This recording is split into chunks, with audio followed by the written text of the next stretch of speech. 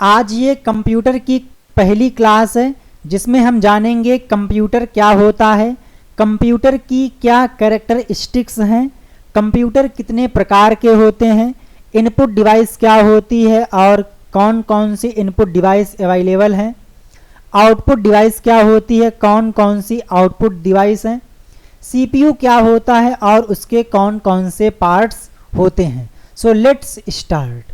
सबसे पहला कि कंप्यूटर का फुल फॉर्म क्या होता है। तो कंप्यूटर का full form common operating machine purposely used for technological and educational research computer का फुल फॉर्म होता है। या कहीं कहीं आपको देखने को मिल जाएगा commonly operated machine particular used for technological and educational research. ये दोनों ही फुल फॉर्म सही हैं। बेसिकली कंप्यूटर है क्या? तो कंप्यूटर एक इलेक्ट्रॉनिक डिवाइस है जो डेटा और इंस्ट्रक्शन को इनपुट के रूप में लेता है, प्रोसेस करने के बाद प्रोसेस्ड डेटा को दिखाता है, जिसे हम बोलते हैं आउटपुट। क्या बोलते हैं? जिसे हम बोलते हैं आउटपुट। अगर आपसे कोई पूछे कि कंप्यूटर के फादर कौन है, तो आंसर आएगा चार्ल्स बैबेज को हम कंप्यूटर के पिता के रूप में जानते हैं, क्योंकि चार्ल्स बैबेज का सबसे ज़्यादा योगदान है कंप्यूटर को बनाने में। जो कंप्यूटर होता है वो बाइनरी नंबर सिस्टम पे वर्क करता है, जो कि है 0 और 1। जो कंप्यूटर है वो सिर्फ और सिर्फ इन्हीं की भाषा समझता है और इसी पे काम करता है, और इनको बोलते हैं बाइनरी डिजिट। अब जानते हैं कि एक्चुअल में जो इसका डायग्राम है वो किस प्रकार से है। तो आपने क्या किया, इनपुट डिवाइस, किसकी? इनपुट डिवाइस लाइक कीबोर्ड हो गया, माउस हो गया, इनकी सहायता से आपने इनपुट दिया। देन वो इनपुट जाएगा प्रोसेसर के पास, प्रोसेसर उसे प्रोसेस करेगा, देन एक आउटपुट प्रोड्यूस करेगा जो कि होता है प्रोसेस्ड डेटा। तो यहाँ पर आपको मिलेगा आउटपुट। जो आउटपुट है उसको आप स्पीकर पे, मॉनिटर पे और प्रिंटर पे देख सकते हो। अगर हम बात करें इसके ब्लॉक डायग्राम के बारे में, तो आप देखिए सबसे पहले आपके द्वारा यहाँ पर क्या दिया गया, डेटा दिया गया। देन उस डेटा को प्रोसेसिंग यूनिट के द्वारा प्रोसेस किया गया। देन आपको मिली इंफॉर्मेशन। तो आपसे पूछता है कि डेटा प्रोसेस होने के बाद क्या बनता है, तो आंसर आएगा इंफॉर्मेशन। यानी कि डेटा प्रोसेसिंग होने के बाद इंफॉर्मेशन में चेंज हो जाती है। और आपको यहाँ पर एक डायग्राम दिया गया है कंप्यूटर का। सबसे पहले यहाँ पर क्या है, इनपुट यूनिट है। इसमें आप लोगों का कीबोर्ड, माउस या कोई अदर इनपुट डिवाइस हो सकती है, जिसकी बिहेव पे, जिसकी मदद से आपने डेटा इंटर किया। देन वो डेटा जाएगा जो होता है सीपीयू, और जो सीपीयू है उसके 3 पार्ट होते हैं, एएलयू यानी कि अर्थमेटिक लॉजिक यूनिट, सीयू यानी कि कंट्रोल यूनिट, एमयू यानी कि मेमोरी यूनिट। देन इनके द्वारा जो डेटा है उसको प्रोसेस किया जाएगा, और भी जो कंपोनेंट अटैच होते हैं कंप्यूटर से उसको भी कंट्रोल करने का काम कंट्रोल यूनिट करता है। देन जब उस डेटा को जो आपने इनपुट डिवाइस की सहायता से इंटर किया था, जब उसको प्रोसेस किया जाता है तो वहाँ पर एक प्रोसेस्ड डेटा होता है, उसको हम बोलते हैं इंफॉर्मेशन। और जो इंफॉर्मेशन है वो आप किसी भी output unit like monitor, printer, speaker इनमें देख सकते हो। अब बात ये आती है कि हम कंप्यूटर का यूज़ क्यों करें, इसके क्या एडवांटेज हैं या फिर क्या विशेषताएं हैं। सबसे पहली विशेषता की स्पीड। जो काम कोई मनुष्य काफ़ी टाइम में करता है वो काम कंप्यूटर नैनो सेकंड में कर देता है। तो जो कंप्यूटर है उसकी स्पीड है, उसमें आपको स्पीड मिलती है, वो कोई भी टास्क स्पीड से करता है। Number 2, accuracy. जो भी आपने टास्क दिया है कंप्यूटर प्रॉपर तरीके से, जो भी आपने कमांड दी है, डेटा दिया है, उसके अकॉर्डिंग प्रॉपर तरीके से फुल्ली एक्यूरेटेड आपको रिजल्ट देता है। हालांकि जो मनुष्य हैं उससे गलतियां हो जाती हैं, लेकिन कंप्यूटर कभी भी गलती नहीं करता है। बिल्कुल एक्यूरेट डेटा देता है। मुझे आशा है कि आप लोगों ने वीडियो को लाइक कर दिया होगा और चैनल को सब्सक्राइब कर लिया होगा, क्योंकि अब ये सीरीज़ कंटिन्यू होने वाली है। इसके बाद में अगला है वर्साटिलिटी, यानी कि कंप्यूटर आपको कई सारे फंक्शंस प्रोवाइड करता है, यानी कि एक ही मशीन पे, एक ही डिवाइस पे आप मल्टीपल टास्क कर सकते हो। आप रिज्यूमे क्रिएट कर सकते हो, आप गाने सुन सकते हो, आप पिक्चर देख सकते हो, साथ ही साथ आप यहाँ पर डिफरेंट टाइप के टास्क कर सकते हो। अगला कैरेक्टरिस्टिक है स्टोरेज, कि आप यहाँ पर अपना डेटा, अपनी फाइल्स को स्टोर कर सकते हो, तो ये भी एक इसकी कैरेक्टरिस्टिक है। इसके अलावा अगला आता है रिपीटिशन। इसका मतलब क्या है? इसका मतलब ये है कि अगर आप इसको कोई काम दोगे तो चाहे वो कोई भी काम हो, भले ही आप वही काम बार बार दे रहे हो, लेकिन ये उससे थकेगा नहीं, ये बोर नहीं होगा। तो जो रिपीटिशन है ये भी इसकी एक कैरेक्टरिस्टिक है।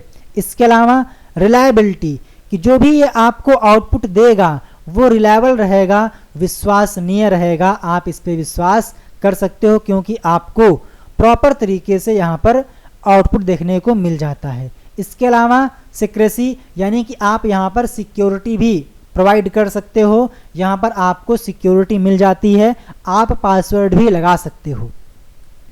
अगला आता है कि जो कंप्यूटर हैं वो कितने प्रकार के होते हैं, तो आंसर आएगा कि हम कंप्यूटर को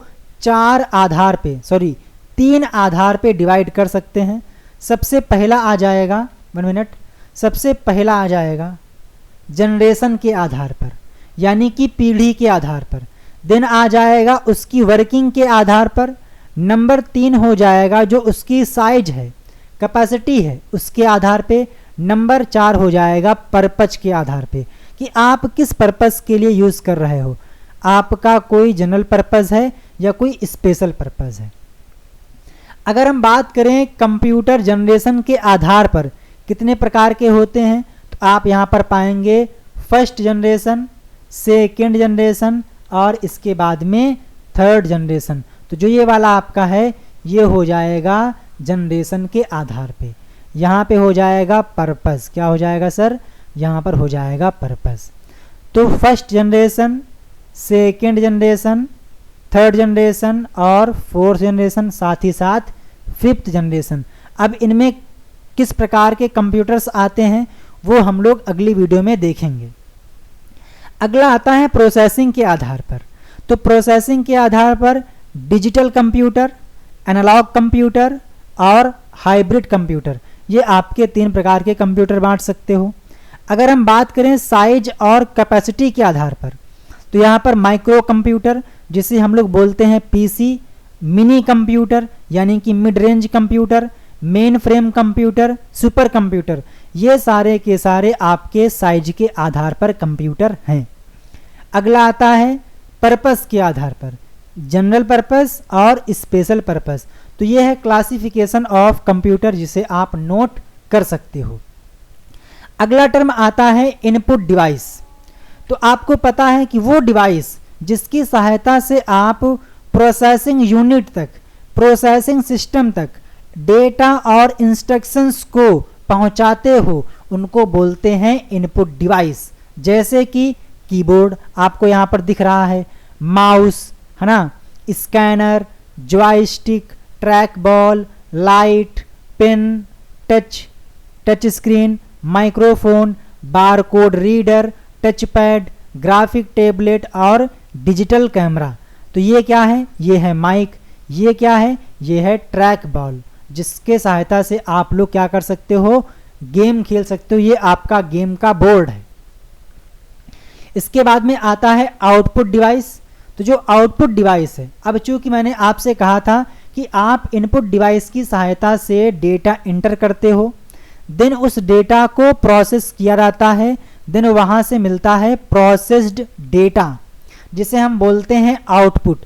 तो प्रोसेस्ड डेटा को डिस्प्ले करने के लिए, दिखाने के लिए हम आउटपुट डिवाइस का यूज़ करते हैं। ऐसी डिवाइस जो कि प्रोसेस्ड डेटा को डिस्प्ले करती हैं, प्रोसेस्ड डेटा के बारे में बताती हैं, उसको बोलते हैं आउटपुट डिवाइस। और जो आउटपुट डिवाइस हैं ये आपको दो प्रकार से आउटपुट देती हैं। पहला हो जाएगा सॉफ्ट कॉपी आउटपुट डिवाइस, यानी कि वो आउटपुट जिसे आप देख सकते हो, महसूस कर सकते हो, बट वो आपका कुछ टाइम के लिए ही होता है, यानी कि आप उसके फिजिकली रूप से स्टोर नहीं कर सकते हो। जैसे कि मॉनिटर, आप प्रेजेंट टाइम में इस वीडियो को देख रहे हो तो ये आपका एक सॉफ्ट आउटपुट है, ये सॉफ्ट फॉर्म है, क्योंकि आप इसको देख सकते हो, महसूस कर सकते हो, बट इसको आप फिजिकली छू नहीं सकते हो। जो मॉनिटर हैं ये आपके कई प्रकार के होते हैं, जैसे कि CRT यानी कि कैथोड रे ट्यूब, जो कि आपने देखा होगा कैसा होता है, टीवी के जैसा होता है। तो ऐसे मॉनिटर को बोलते हैं CRT यानी कि कैथोड रे ट्यूब। इसके बाद में LCD यानी कि लिक्विड क्रिस्टल डिस्प्ले, LED यानी कि लाइट इमिटिंग डायोड, इसके अलावा स्पीकर, ये सभी के सभी आपको सॉफ्ट आउटपुट देते हैं।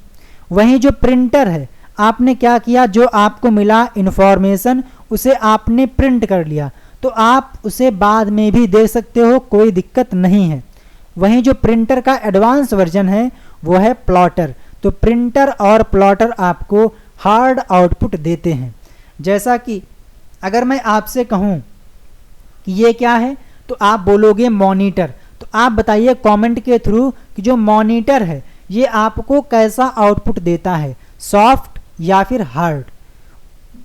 उसी प्रकार से स्पीकर और प्रिंटर ये भी आपके आउटपुट डिवाइस हैं। अब अगला टर्म आता है CPU। तो CPU का full form central processing unit होता है, जो कि आप लोगों को यहाँ पर दिख रहा है, और इसी को हम बोलते हैं क्या, इसी को बोलते हैं ब्रेन ऑफ कंप्यूटर। क्या बोलते हैं, ब्रेन ऑफ कंप्यूटर, यानी कि कंप्यूटर का दिमाग। साथ ही साथ इसे हम लोग शॉर्ट में बोलते हैं माइक्रो प्रोसेसर। क्या बोलते हैं, माइक्रो प्रोसेसर।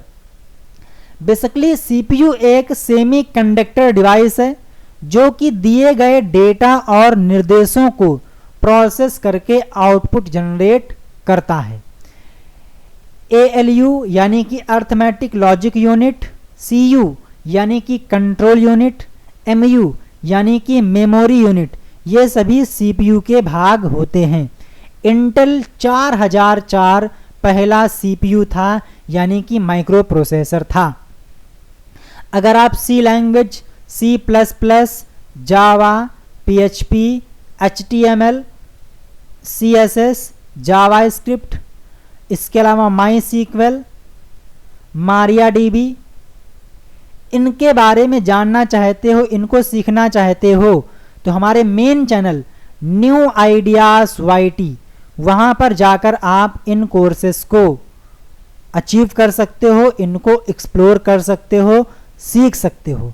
साथ ही फ्री ऑफ कॉस्ट कंटेंट के लिए आप हमारी ऑफिशियल वेबसाइट www.examzilla.com यहाँ पर जाकर जानकारी प्राप्त कर सकते हो। फ्री ऑफ कॉस्ट MCQs की प्रैक्टिस व बाकी कंटेंट की तैयारी कर सकते हो।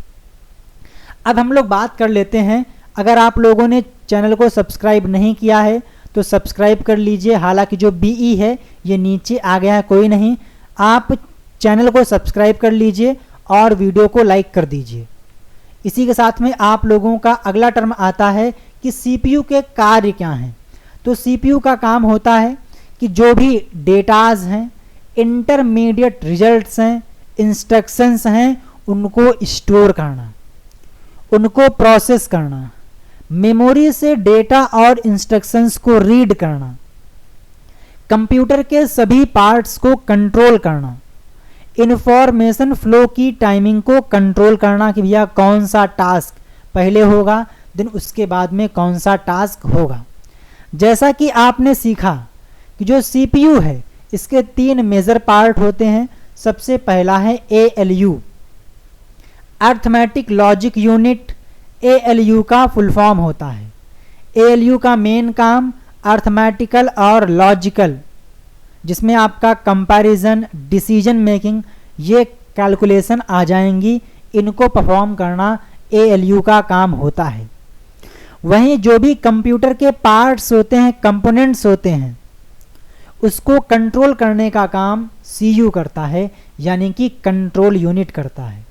इसके अलावा जो भी डेटा को अस्थायी रूप से स्टोर करना, डेटा प्रोसेसिंग के दौरान डेटा को स्टोर रखना, ये सारे काम MU करता है। और MU के कारण ही जो डेटा की एक्सेस स्पीड होती है, डेटा को एक्सेस करने की स्पीड होती है, रिट्रीव करना, फेच करना, इन सभी की स्पीड फास्ट होती है।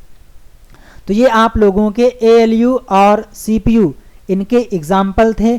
अगली क्लास में हम लोग जनरेशन के आधार पर कौन कौन से कंप्यूटर्स थे, उनकी क्या कैरेक्टरिस्टिक्स थी, उनके बारे में जानेंगे। आई होप कि आप लोगों ने इस सेशन को एंजॉय किया होगा। आप लोगों को ये सेशन कैसा लगा, आप हमें इसके बारे में ज़रूर बताइएगा। जय हिंद, वंदे मातरम, थैंक यू।